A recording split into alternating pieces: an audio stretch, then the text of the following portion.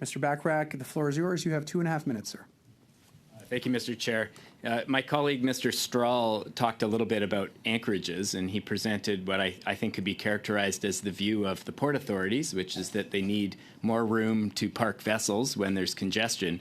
I'd like to present a contrary view, which is that of communities, particularly communities in the southern Gulf Islands that have seen incredibly ecologically sensitive areas very close to their communities turned into industrial parking lots. I know this is a concern that you're familiar with.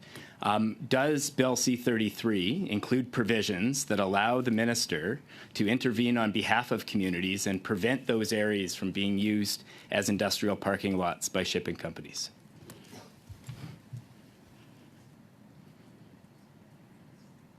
The legislation includes a clarification of the mandate of ports in respect of the traffic management for vessels entering into the port waters.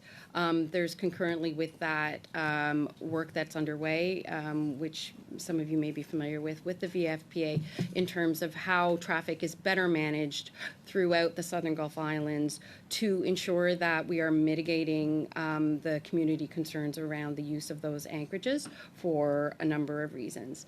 One of the key things that vessel traffic management will enable is the actual mitigation of those types of issues that you've raised, including where ships are anchored, how long they're anchored, and then the activities that they're conducting while they're at anchorage to ensure that they are that they are respecting kind of both the environment and the community concerns in the surrounding areas. So it's a combination of the legislation plus the activities that would be undertaken by the ports as they have those authorities to be able to direct that traffic. So currently the use of those anchorages is entirely at the discretion of the Port Authority. Does this bill change that in any way? So currently, the anchorages are effectively a common law right for safe navigation. And so there are a number of protocols and regulations across